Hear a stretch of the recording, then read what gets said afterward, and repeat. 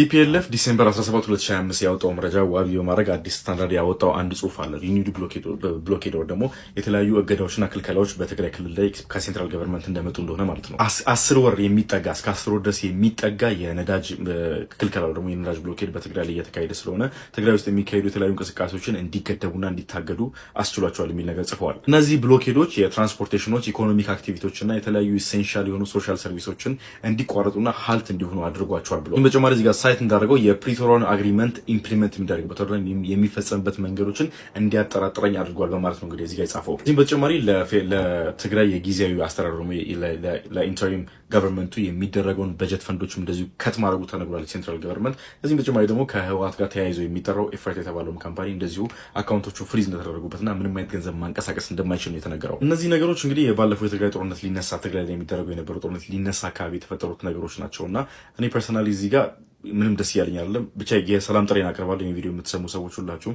ሰላም ጥሪያችሁን እንድታቀርቡ ጋብዛችኋለሁ። ሰላም ነው የሚያዋጣን፣ መተሳሰብ፣ ቁጭ ብሎ መነጋገር ነው የሚያዋጣን። ጦርነት መቼ ማዋጣቱን አያውቅም። ጦርነት ሊጀመር ነው እንዴ? ጦርነት ሊያገረሽ ነው ማለት የዛሬ 5 ዓመት ወደ 2020 አካባቢ ጦርነቱ ከመጀመሩ በፊት ሲደረጉ የነበሩ ነገሮች በሙሉ አሁን እየተደረጉ ይመስላል። ብልጥ ከሰው ይማራል፣ ሞኝ ደግሞ ከራሱ ይማራል ይባላል። እኛ ግን ከራሳችን ራሱ መማር አልቻልንም። አሁን አዲስ ስታንዳርድ በዘገበው መሰረት ቲፒኤልኤፍ እንዳለው ትግራይ ላይ እንደ አዲስ ብሎኬድ እየተደረገ ነው። ይህ ማለት ወደ ክልሉ መግባት ያለባቸው መሰረታዊ ነገሮች መግባት አልቻሉም። ይህ ደግሞ የነዳጅ አቅርቦትንም ይጨምራል። በተጨማሪም ደግሞ ብዙ ጊዜ ከቲፒኤልኤፍ ጋር ስሙ አብሮ የሚነሳው ኢፈርት በፌዴራል መንግስት አካውንቱ ፍሪዝ ተደርጓል። እነዚህን ጨምሮ እንግዲህ ብዙ ችግሮች እየተነሱ ነው። የዛሬ 2-3 ቀን እንግዲህ የትግራይ ጊዜያዊ አስተዳደር የሆኑት ፕሬዚዳንት ታደሰ ወረደ ልኡካን ቡድናቸውን ይዘው ወደ አዲስ አበባ መጥቶ ነበር ከፌዴራል መንግስት ሰዎች ጋር ለመነጋገር ማለት ነው። በዛ ጉዳይ ላይ ምንም የወጣ መረጃ የለም። ብቻ እንደዚህ አይነት ችግሮች አሉ ብሎ መናገር ከዛ ነገሩ እየተጋነነ መጥቶ ወደ ጦርነት እንዳያመራ ስጋቴ ነው። ሀገራችንን ሰላም ያርግልን። ደህና ሁኑ።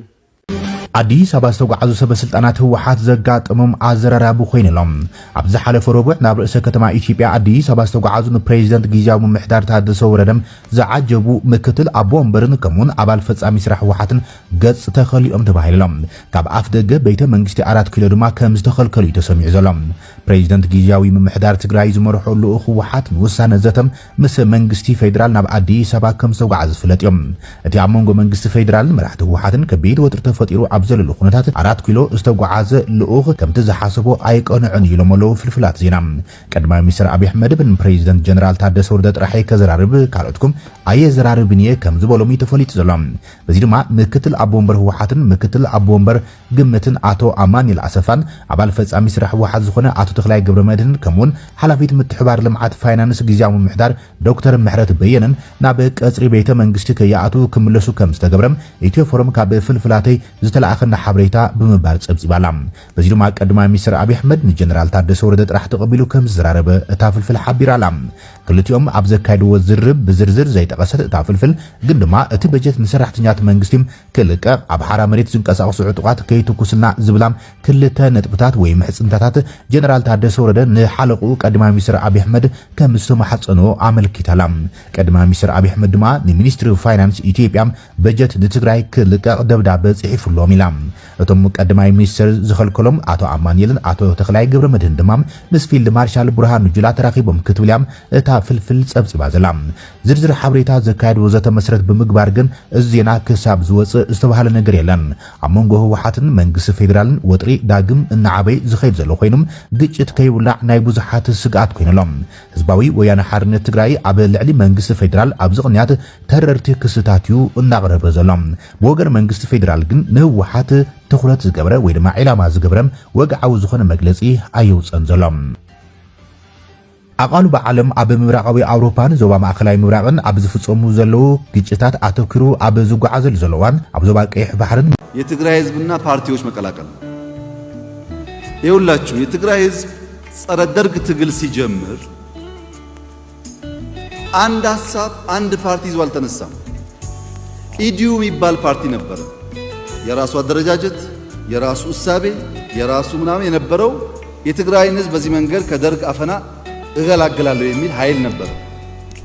ጠርናፊት የሚባል ድርጅት ነበር። አስተሳሰብ ያለው ክላሽ ያለው የራሱ ፍላጎት ያለው። ቲፒኤልኤፍ የሚባል ድርጅት ነበር። ተጋድሎ ሓርነት ትግራይ ወይም ታሃት የሚባል ድርጅት ነበር። ከዚያም ውጪ ኢህአፓ ውስጥ ዋነኛ አመራሮች የትግራይ ተወላጆች ነበሩ። ግማሹ በኢህአፓ፣ ግማሹ በታሃት፣ ግማሹ በቲፒኤልኤፍ፣ ግማሹ በኢዲዩ ነበር ለትግራይ ህዝብ ዲሞክራሲ ሰላምና ልማት የሚታገለው ኃይል አንድ ፓርቲና አንድ ሐሳብ አልነበረም። መቼ? የዛሬ 40 ምናምን ዓመት። ዛሬስ አንድ አይደለም።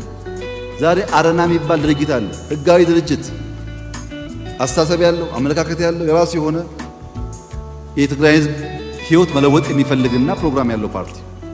ባይቶና የሚባል ፓርቲ አለ፣ የራሱ አደረጃጀት ያለው። ሳልሳይ ወያኔ የሚባል ፓርቲ አለ፣ የራሱ ሐሳብ ያለው። ቲፒኤልኤፍ አለ፣ የራሱ ሐሳብ ያለው። አሁን ደግሞ ኢሮብ አካባቢ አሲምባ የሚባል አዲስ ሙቭመንት ፓርቲዎች አሉ፣ እንደዚሁ ሐሳብ ያላቸው። ብልጽግና ውስጥ ሆኖ የሚታገሉ ትግራይ ተወላጆች አሉ።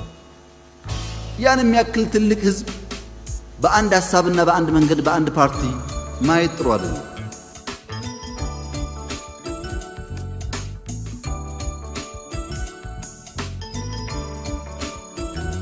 ፖለቲካና ኣብ ዝኾነ እዋን ታሪክ ሰራሓይ ነይሩ ኣምባገነን ስርዓት ኣውርጊዱ ተወሰኑ ፖለቲካ ዓወት ተምፅኡ ድሕሪኡ ግን ተወዲኡ እዩ ኦይሉ ወዲኡ እዩ ግራሶ ወዲኡ እዩ ኣሪጉ እዩ ስለዚ ታየለና ኣብዚ ጥራሑ ወፂኡ ለዓረቀ ፖለቲካ የለና መራሕቲ ፖለቲከኛታት ውድባት ኣብ ቅድሚ ህዘን ጥራሕን ወፅን ጠጠውማል ለይሓፍራ ፖለቲከኛታትን ውድባትን ፖለቲካን ክንፈጥር ኣለና እዚ ምስ ንገብር ምስ ፖለቲካና ንዕረቕ ምስ ፖለቲካ ምዕራቕ ማለት ምስ ሕወሓት ምዕራቕ ጥራሕ ማለት ይኾን ምስ ባይቶና ምስ ውናት ምስ ሳልሳይ ወያነ ምስ ዓረና ምስ ኩሉ ፖለቲካና እዩ ፖለቲካ ትግራይ ካብ ها كشابو قبل تزرقها سبيكترم كللو بوليتيكا مزيهم كان عرق لنا مخنياتوس بوليتيكانا مغللاي تنادافاي تصارفاي هوينو يو يسر هنا كون مسعوكن نرالنا ارق مسمن ارق مسمن راحتنا لنا يسر حيل يزورلو لنا يچو زورلو سب مخولال مالتي كالتون كلو يا بزح سب نكل زلكم يو نكل تعين هالو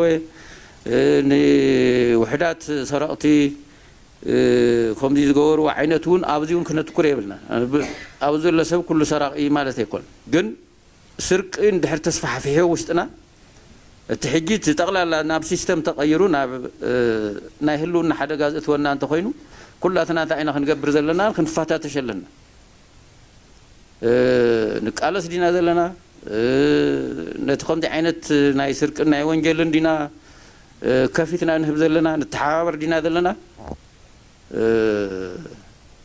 أبديش مرد أخفتر الله بسر تي حدا جانا قليل سلزي كنا مالتي